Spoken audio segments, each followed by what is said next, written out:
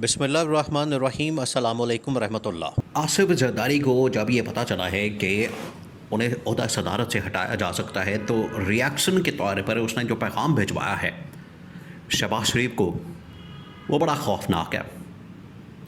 उसके अंदर आसिफ जरदारी ने कहा है कि किसी का बाप भी मुझे इस ओहदे से नहीं निकाल सकता और अगर किसी ने कोशिश की तो वो अपने नताइज का खुद जिम्मेदार होगा। अब ये मौजूदा ना सिर्फ उनकी जानिब से गवर्नमेंट को धमकी दी गई है बल्कि इस्टेब्लिशमेंट को भी धमकी दी गई है और ये धमकियों की एक पूरी तारीख है। देखें, अब आप ज़रा इमेजिन करें कि क्या ये धमकी वाकई में काम कर सकती है और गवर्नमेंट, हुकूमत और मौजूदा इस्टेब्लिशमेंट इस धमकी की वजह से डर जाएंगी, या उन्होंने जो फ़ैसला कर लिया है वो हो के रहेगा। हालात तो ऐसे बन चुके हैं कि मौजूदा गवर्नमेंट का इत्तेहाद कायम नहीं रह सकता, बड़ा मुश्किल हो गया है जो मामलात बन चुके हैं, क्योंकि मुल्क के अंदर जो महंगाई, बेरोज़गारी, तबाही और बर्बादी इस वक्त फिर चुकी है, उसमें तमाम की तमाम सियासी जमातों, हुकूमतों का इसका ज़िम्मेदार करार दिया जा रहा है। नंबर 1। नंबर 2, आसिफ जरदारी को दो अहम तरीन टास्क दिया गया।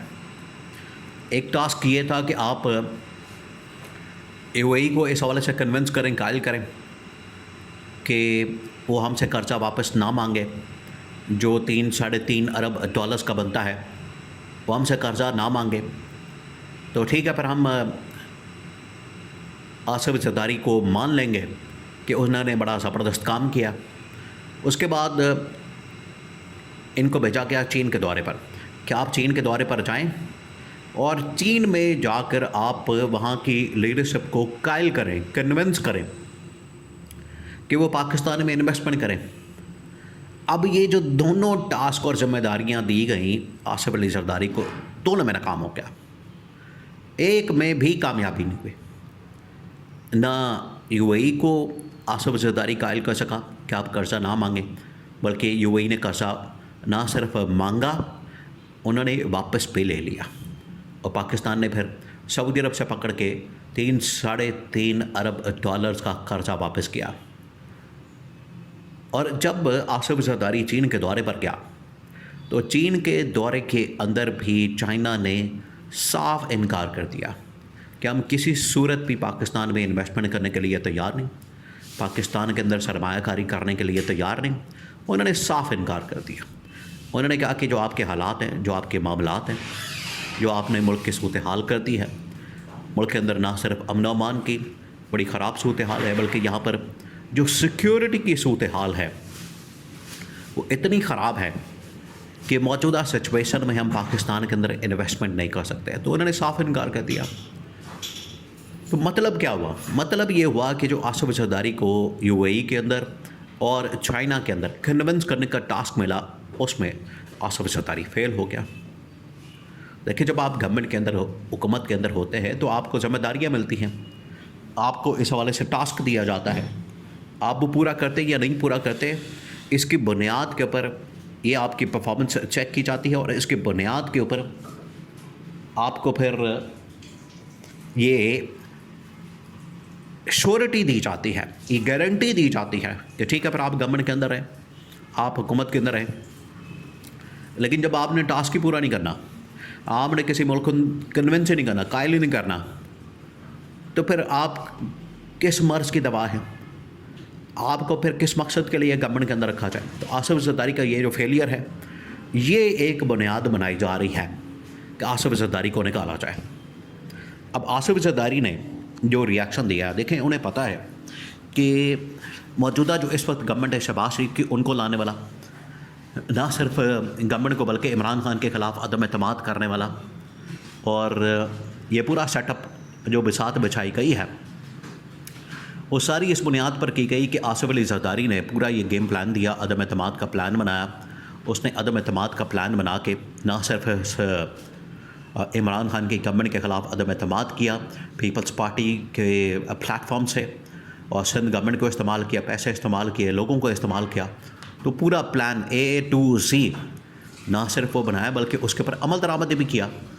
आसिफ जरदारी कहता है कि लाने वाला मैं, इमरान खान को हटाने वाला मैं, गवर्नमेंट से मैंने उसको निकाला, मैंने उसके ख़िलाफ़ महाज तैयार किया, मैंने ये सारा कुछ किया। आज जो इस वक्त गवर्नमेंट का फल लगा हुआ है ये मेरी वजह से है, तो किसी का बाप भी मुझे नहीं निकाल सकता। ये आसिफ जरदारी का रिएक्शन है जो कि इंतहाई खौफनाक है।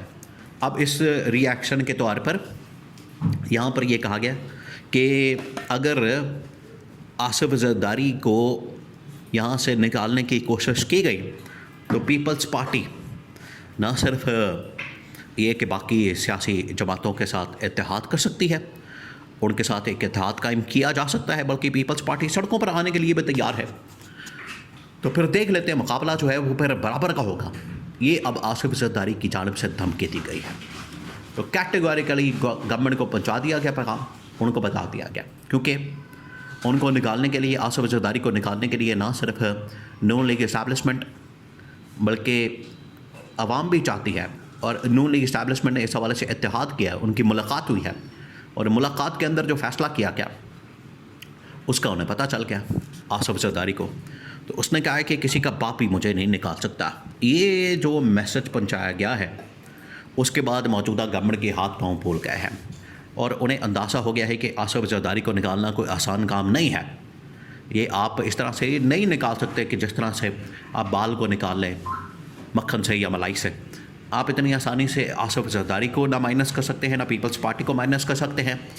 और अगर कोई ऐसी कोशिश की जाती है, ऐसी अटैम्प्ट की जाती है, तो उसका रद्द अमल या उसका रिएक्शन इतना खौफनाक होगा, इतना खौफनाक होगा कि पूरा का पूरा निज़ाम ही फ़ार्ग हो जाएगा। इस बारे में आपको पता है सुहेल वड़ाइच ने एक लेटर लिख के, ख़त लिख के या एक आर्टिकल और एक जो कॉलम है पब्लिश करके उन्होंने बता दिया कि आप अगर मुझे हटाते हैं, आसिफ जरदारी को गवर्नमेंट से निकालते हैं, तो फिर आपको कौन से रद्द अमल का सामना करना पड़ सकता है।